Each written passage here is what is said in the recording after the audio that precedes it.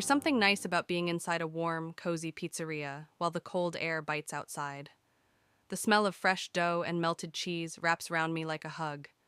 The dim lighting makes everything feel softer, and the little red and white checkered tablecloth in front of me is the perfect touch. I rest my elbows on the table, looking around, soaking it all in. This place is kind of perfect, small, quiet, but not too quiet, with the occasional burst of laughter from another table. The heater hums softly in the background, making my cheeks feel warm. And then there's Alex, sitting across from me, ruining the peace with his permanent scowl. The waiter approaches, a guy around our age with soft brown curls and a bright smile. "Hey, welcome to Franco's. What can I get you guys?" His voice is warm and effortless, like he actually enjoys this job. I open my mouth, but before I can speak, Alex shifts in his seat, arms crossed, jaw tight. His eyes flick up at the guy, dark and sharp. "We're still deciding," he says flatly. The waiter doesn't falter, still smiling. "Of course, take your time." Alex doesn't say anything, just stares him down like the guy just insulted his entire bloodline.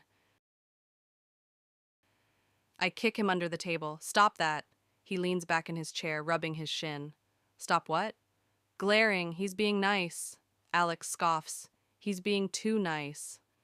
I roll my eyes, flipping the menu open. "Whatever. Let's just pick something." "I want pepperoni," he says immediately. I wrinkle my nose. "That's so basic." "It's classic." "It's boring." Alex lifts a brow. "And what exactly do you want?" I point at the menu. "Mushroom and truffle." He stares at me like I just suggested eating cardboard. "Mushroom and truffle?" It's fancy. It's pretentious. It's delicious. It's disgusting, I scoff, shaking my head. You have the taste buds of a child. And you have the taste buds of someone who thinks paying extra for fancy fungus makes them cultured? I gasp. "Excuse me." The waiter returns right in the middle of our little standoff, looking amused. "So, have we decided?" I nod. "Yeah, we'll have the pepperoni," Alex cuts in. I glare. "Mushroom and truffle." The waiter blinks. Fine," I sigh. "We'll get both." Alex shakes his head but doesn't argue, and soon the waiter disappears to put in our order. I lean back in my seat, watching Alex as he fiddles with the edge of his menu. The usual tension in his jaw has softened, just a little. Maybe it's the warmth of the restaurant, or the fact that we're sitting here bickering over pizza like normal people instead of dodging whatever weird tension exists in our lives. It's nice. Almost nice having a roommate. I take a sip of my drink, hiding my smile. The waiter returns with our order, setting them down with that same warm, easygoing smile. "Here you go," he says, sliding my order toward me. Then with a quick glance at Alex, who's still wearing his signature scowl, he subtly places a folded napkin beside my drink. I blink at it, unfolding it curiously. A number. I bite back a laugh. That's adorable. Alex, on the other hand, looks like he's about 2 seconds away from launching the poor guy out the window. His jaw tightens, his fingers tapping against the table in a way that feels distinctly threatening. I glance up at the waiter, who's suddenly looking a little nervous. "Enjoy your meal," he says quickly before making a swift exit. The moment he's gone, I turn to Alex with the biggest grin. "Oh my God," his glare snaps to me. "Don't." This is hilarious. I wiggle the napkin in front of him. "Wait, are you mad?" He scoffs. "Why would I be mad?" I smirk. "I don't know. Maybe because a perfectly nice, perfectly adorable guy just gave me his number." He's not adorable. He totally is. I hold up the napkin again, just to rub it in. Should I text him? Alex doesn't even hesitate. He reaches across the table and plucks the napkin right out of my hands. Hey! I lunge for it, but he casually leans back, holding it out of reach. You weren't gonna text him, he says, completely sure of himself. I narrow my eyes. You don't know that. Yes, I do. He glances at the napkin, then, before I can stop him, he rips it in half. He ripped it in half? I gasp, shocked. Alex! He shrugs, tossing the pieces onto the table like it's no big deal. Oops. I stare at the torn napkin, then back at him. You are so dramatic, says the girl making a scene over some guy's number she wasn't even going to use. I cross my arms, leaning back with a huff. You don't know that, I mumble. Alex just smirks, taking a sip of his drink like he's won. Eat your truffles, Archer.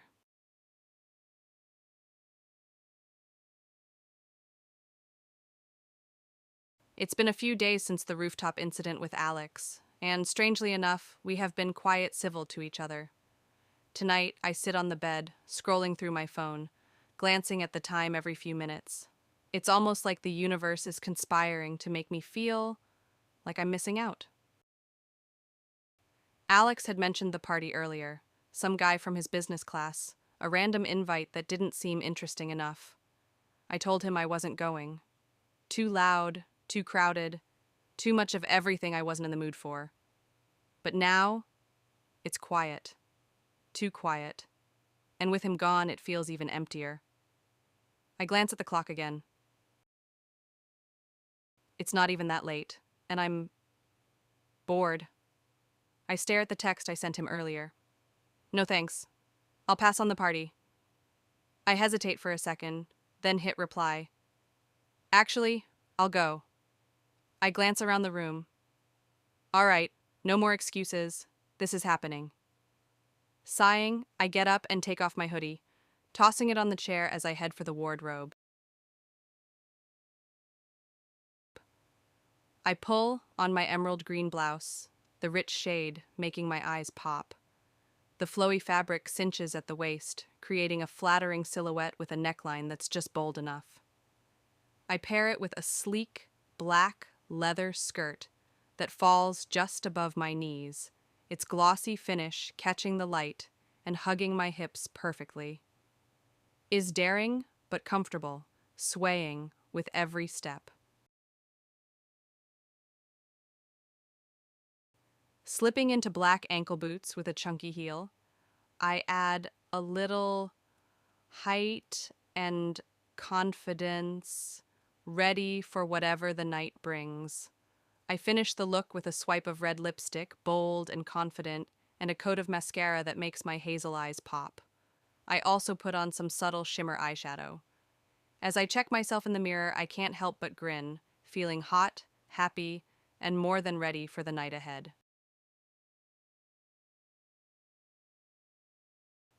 The music is pounding, the beats vibrating through my body as I stand with my drink in hand, scanning the crowd. The place is buzzing, people laughing, chatting, dancing. I'm right in the middle of it all, having made a few new friends already. They were playing some silly rounds of truth or dare, and I'm enjoying every second. I'm laughing when my gaze shifts across the room and I spot him. Alex. I notice him right away. How could I not? The messy dark hair, the sharp jawline, the tattoos peeking from under his sleeves. He's leaning against the wall, drink in hand, exuding that effortless party energy. He's got that magnetic presence, like everyone around him can't help but pay attention. His dark eaves scan the room, and for a moment, they land on me. His gaze runs from my head to my toe, and all I can do is freeze. And then, he casually looks away. I force myself to look away, shaking my head to snap out of it. He's not just good-looking, it's also way he holds himself. It's everything about him, Dana. Control your hormones. I try to refocus on the game. Helena, a girl calls, truth or dare. dare, she replies, grinning. The group bursts into laughter, already plotting something ridiculous. I'm so chilled right now. It's like I've had a dozen drinks. I'm just going with the flow. Then, as I take another sip of my drink, I see him. Ugh, he's here too? Sebastian. He strolls into the circle, his presence unmistakable. His confidence is almost obnoxious, that cocky grin plastered on his face. There's always this air about him, like he's too much of everything, too loud, too brash, and he doesn't care. It's a little sickening, and I instantly feel the familiar knot in my stomach. I try to focus on the game again, but the tension in the room shifts as he settles into the circle, the group parting slightly to make room for him. His eyes scan the group, and when they land on me, I can't shake the chill that runs down my spine. He smiles at me. I feel sick. A guy, already tipsy, leans forward with a grin. All right, Seb, he says, smirking, I dare you to kiss the most beautiful girl in the room. I wish I could look away, but I can't. It's like the room holds its breath for a moment. Then, Sebastian's gaze locks onto mine, and there's no escaping it. He's already moving toward me with that same smug expression, his movements casual, like he's done this a million times before. I try to swallow, but my throat feels tight. The room is quieting, the air thick with anticipation, and before I can even react, he's standing in front of me. No, please, no. I don't know what's worse. The fact that he's about to kiss me, or the way the group is watching, waiting for a show. His hand is on my chin before I can protest, pulling me toward him with an unsettling ease. I try to step away, to push him away. I swear I do. But my body is frozen. I can't move. His lips are cold at first, but then they press harder, more insistent. My body stiffens, and my mind is screaming at me to pull away, but I'm frozen, trapped in his grasp. It's wrong. Every inch of it feels wrong. I feel bile rise up my stomach. I think I'm going to throw up. When he finally pulls back, his smug grin says it all. I'm left standing there feeling exposed and gross, as if I've just been violated in front of everyone. Then, out of the corner of my eye, I see Alex. He's standing by the door, his eyes fixed on me, a sharp look flashing across his face. But he doesn't move, doesn't speak. Just watches as I stand there, completely humiliated. I can't even look at Sebastian anymore. I need to leave. I want to leave. But the room is too small, and I'm too frozen in place to do anything. The air outside is thick and humid, the kind that sticks to my skin and makes my head feel heavier than it already is. My stomach twists. I don't know if it's the alcohol or the absolute nightmare I just lived through, but I feel sick, disgusted. I wipe my mouth with the back of my hand like it'll erase what just happened. It doesn't. I shouldn't have come here at all. I squeeze my arms around myself and look around. The street is lined with cars, but I don't have one. I walked here, and now I feel like I might throw up or pass out. My eyes land on Alex. He's standing by the doorway, half in the party, half out. His expression is hard, unreadable, but his hands are shoved into his pockets like he's barely holding something back. Like he's trying not to react. He's mad, I can tell. I swallow and step toward him, daringly. Can you please drive me home? My voice is small. Alex doesn't look at me. He exhales through his nose, slow, controlled, like he's measuring his words before they come out. And then, finally, he speaks. Nah. He shrugs, shifting his weight. I want to stay. Ask your other friends. And just like that, he turns to leave. The sick feeling in my stomach claws up my throat. My skin is too tight. My chest feels crushed, and I don't know if it's because I'm dizzy or because it's him. Because he's leaving me like this. Like I don't matter. Alex, my voice shakes. I squeeze my eyes shut. Please. Everything stops. He halts mid-step, his shoulders stiff, his back straight as a board. My breath catches. Slowly, slowly, he turns. His dark eyes flick over me. My unsteady stance, my glossy eyes, my arms wrapped around myself like they're the only thing holding me together. Something shifts in his expression. It's subtle.